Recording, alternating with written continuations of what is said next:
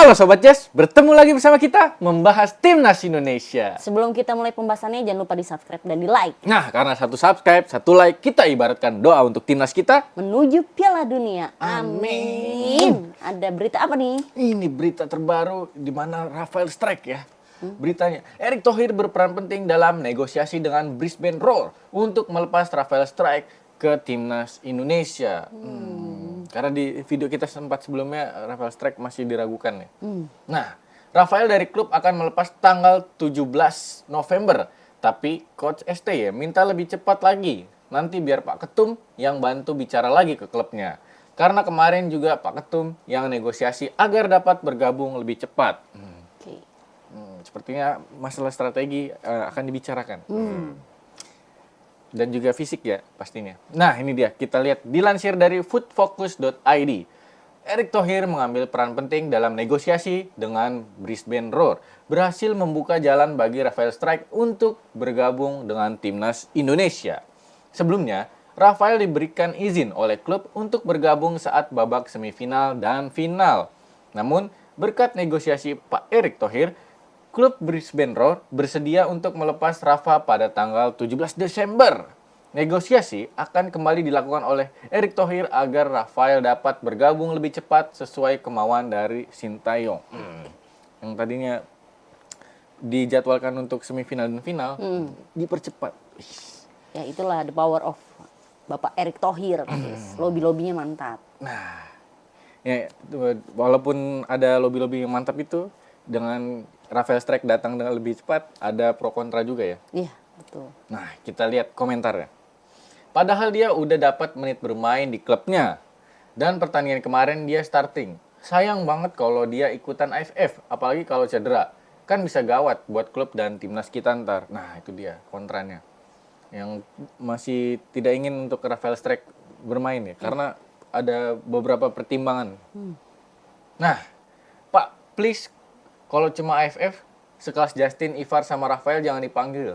Nanti cedera dan dikungfu oleh Nguyen. Biarlah mereka bertiga main di Timnas Indonesia Senior yang ada agenda FIFA. Jangan di luar agenda FIFA. AFF tuh banyak mafia. Ya, Nah, itu betul dia. banget. Apalagi kita satu grup dengan Vietnam. Musuh bubuyutan kita ya. Yang ngeri-ngeri sedap sih. Ya. Iya. Karena kalau udah cedera kan perkiraannya lama ya sebenarnya. Untuk sembuh, pemulihan iya. juga. Nah, dimana AFF ini kan berakhirnya nanti Januari ya. Dan sedangkan di Maret kita ada Kualifikasi Piala Dunia. kualifikasi. Jadi agak gimana gitu ya. Iya. Ada antara ikhlas nggak ikhlas. Iya. Nah, kita baca lagi komentarnya.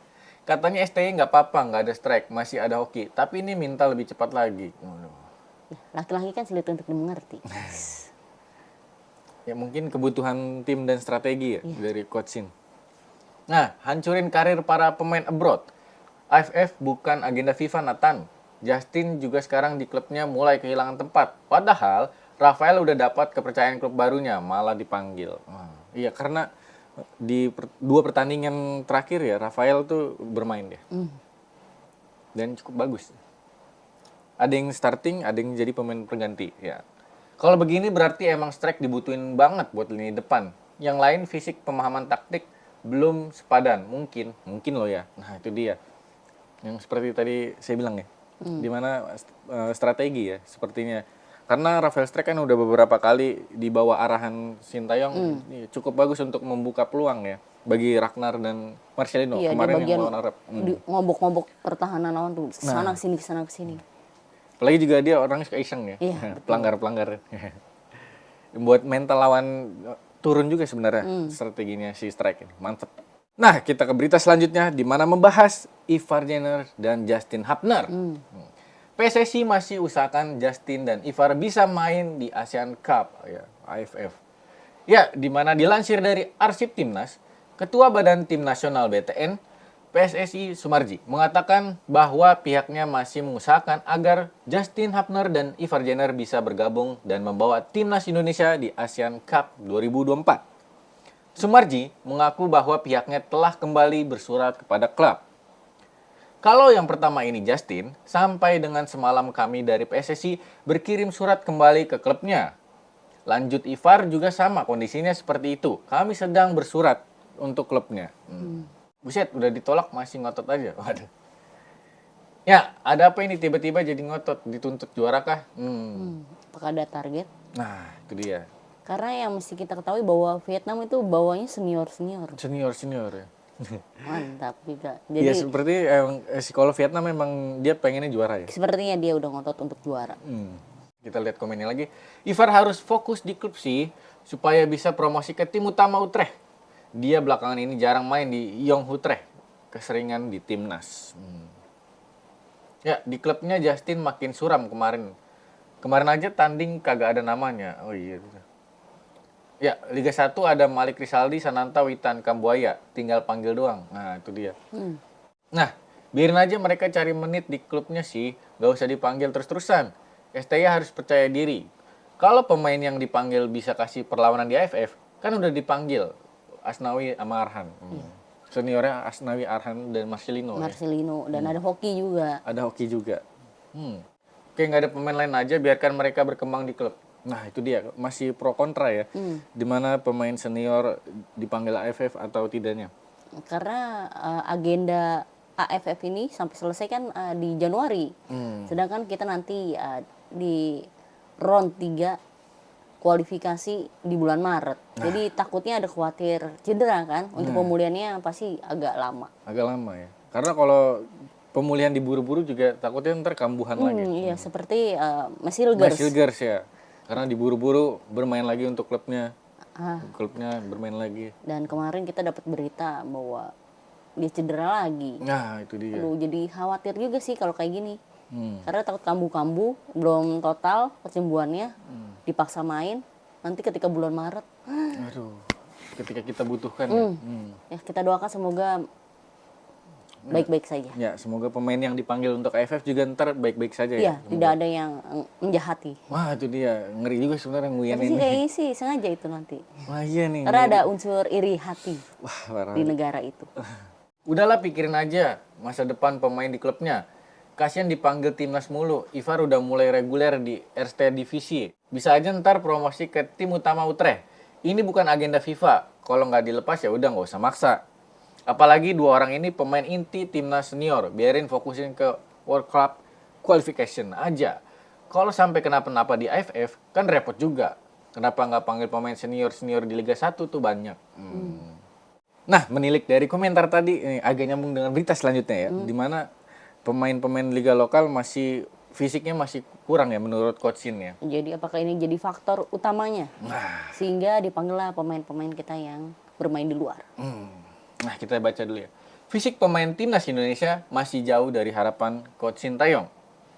Dilansir Bleach New Football, manajer timnas Indonesia Sumarji menyatakan fisik pada pemain untuk AFF 2024 yang sedang menjalani pemusatan latihan di Bali masih jauh dari harapan pelatih Shin Taeyong. Pada intinya, dari sisi fisik masih jauh. Jauh dari apa yang diinginkan oleh Coach Shin. Sehingga latihan pun 2 kali sehari latihan. Pagi latihan, sore latihan.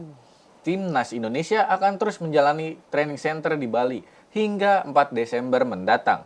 Setelah itu, Garuda akan melakoni pertandingan pertama grup B Piala AFF 2024 dengan melawan Myanmar di Yangon pada 9 Desember. Ya, mungkin pertimbangan fisik pemainnya masih belum optimal ya. Dan jadi, belum percaya 100% juga pada pemain-pemain yang ada di liga lokal. Nah, makanya yang di abroad seniornya dipanggil-panggilin ya. Iya. Padahal banyak loh pemain-pemain yang keren-keren juga di Liga 1. Nah, itu dia. Sepertinya targetnya juga ini ya. Pengen juara. Juara atau lolos grup ya, semifinal, peringkat 4 atau 3 ya. Karena kalau kita sampai kalah gitu di penyisian grup apalagi, itu nanti negara-negara yang kurang suka sama timnas Indonesia bakal nyinyir terus itu sepanjang masa mungkin. Wah, itu dia. Makanya diperlukan mungkin STY memanggil seperti Rafael, Marcelino. Ya Sobat Jazz, kita beralih ke berita selanjutnya. Di mana penjualan tiket akan mulai dibuka 4 Desember jam 10 pagi via Living Mandiri ya. Di mana Indonesia melawan Laos 12 Desember di Stadion Manahan Solo pukul 8 malam. Lalu ada tiket untuk Indonesia melawan Filipina. 21 Desember jam 8 malam di Stadion Manahan Solo juga. Nah, itu dia untuk tiket AFF. Nah, ini ada harganya ya. Di mana ada beberapa kategori. Yang pertama kategori Mandiri Premium West 300.000.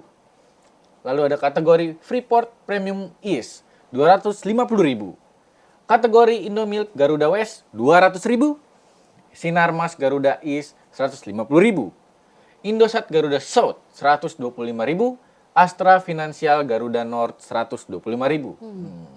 Nah, itu dia. Harga yang masih terjangkau ya. Ya, itu seperti yang selalu kita bahas ya di sebelum-sebelumnya. Jangan lupa kalian yang belum punya Garuda ID itu wajib pokoknya. Wajib punya. Karena kan kita nggak tahu nanti pertandingan ada di mana. Dan ini kan terbukti ada di Solo. Nah, Jadi warga Solo buru-buru bikin Garuda ID. Jangan mentang-mentang mainnya di GBK kok kemungkinan orang Jakarta doang nanti yang bisa nonton sekitaran Jakarta. Nggak usah berkecil hati karena kita kan mana tahu seperti ini kan mainnya di Solo atau enggak di Gelora Bung Tomo biasanya. Jadi pokoknya kalian harus daftar kalau yang mau nonton. Maupun kalian nggak nonton juga daftar aja dulu. Mana kali nanti timnas Indonesia mampir ke kota kalian. Jadi kalian udah tinggal warnya gampang, nggak usah pusing-pusing. itu dia. Karena kan ada proses verifikasi juga ya. Iya betul. Takutnya nanti ketika banyak yang ingin mendaftar jadi penuh ya. Maintenance jadi agak lemot ya. Ya, jadi mumpung masih ada waktu nih, daftarlah kalian ke Garuda ID. Nah, kita lihat komentar ya. Kemarin ada yang mencak-mencak tiket mahal. Sekarang pada kemana? Sesuaikan tempat sama lawan toh. Nah, Iya, betul banget. itu dia. Ya, squad juga ngaruh bang. Kalau yang senior full squad itu kan harus ada akomodasi buat pemain abroad. Kalau ini kan rata-rata pemain lokal, makanya murah. Nah, itu dia. Kalau nggak livin mandiri bisa nggak ya? Nggak bisa. Karena waktu itu kita ketika pertandingan Jepang sama Arab, kita pikir akan ada untuk umum. Untuk umum. Tapi ternyata tidak ada. Ternyata hanya dari mandiri aja. Iya, jadi kalian harus punya living mandiri. Mungkin kalau kalian nggak punya living nggak apa-apa, pinjam punya teman kalian atau nggak orang tua kalian juga boleh. Karena pembayarannya satu pintu. Iya, betul. Nah, tolong ini Garuda ID-ku belum diverifikasi udah berhari-hari. Aduh. Nah, itu dia. Makanya kita harus jauh-jauh hari sebelum ini dibuka. Ya, ini udah tinggal beberapa hari lagi. Besok malah. 4 Desember. Oke, untuk berita terakhir kita tutup dengan yang bahagia-bahagia aja. Bahagia. Apa di beritanya? Nah, ini ada berita di mana Women Indonesia, timnas Indonesia masuk ke final Piala AFF. Ya. Nah, ini dia melaju ke final dengan meyakinkan. 3 gol dari Sneuman, Reva Oktaviani, dan Oktavianti Nurmalita tidak terbalaskan oleh Singapura. Wih, Mantap. masuk final. Gila. Perkembangan sepak bola kita mantap sekali ya. Dari senior laki-laki hingga wanita. Iya, mau Sampai itu senior, lintas junior. usia Itu berapapun. dia. Gila, di tangan Pak Erick Thohir semuanya maju. Keren. Benar-benar Pak Erick Thohir tuh di sini tidak pilih-pilih. Itu Tidak dia. pilih-pilih kasih. Di mana semuanya dimajukan bareng-bareng. Nah, itu dia. Apakah ini akan menjadi juara? Nah, kalau jadi juara keren banget sih. Iya, keren banget. Gokil. Mantap banget. Nah, itu dia. Semangat Garuda Pertiwi. Semangat Garuda Pertiwi. Kita dukung juga. Ya, lihat ini tendangannya dari jarak jauh. Wih, Cakep gokil. banget kan. Aduh, sampai kesakitan tuh kiper Ya, nabrak lihat tiang ya. selebrasinya. Ini Marcelino Seperti tidak ada kursi. Iya, lesehan. Lesehan, ya. Keren banget. Keren banget. Gini, tendangannya gokil banget sih. Iya. Jadi kalau yang kemarin kita pertandingan persahabatan sempat dibantai sama klub dari Belanda, ternyata ini adalah hasil dari pertandingan persahabatan itu. Nah, itu dia. Jadi walaupun kita kemarin sempat dibantai, kita ngambil pelajarannya, Nah, ambil ilmunya. itu dia. Jadi jangan dihujat. Nah, seperti kita di video sebelumnya ya. Waktu kita kalah lawan Argentina, nah itu kita semakin semangat. Makin semangat malah. Triggernya dari situ. Iya, makanya di situlah Pak Erick Thohir membangun mental kita. Kasih lawan yang berat kayak gimana. Garuda ternyata mampu. Mantap. Yoi, mengambil pelajaran, Iya, itu sangat penting. Nah, Sobat Jess, itulah berita terupdate kita kali ini. Kalau punya tanggapan, boleh komentar di bawah. Jangan lupa subscribe, di like, share ke teman-teman kalian, bunyikan loncengnya. Terima kasih. Kita Garuda. Salam Jess.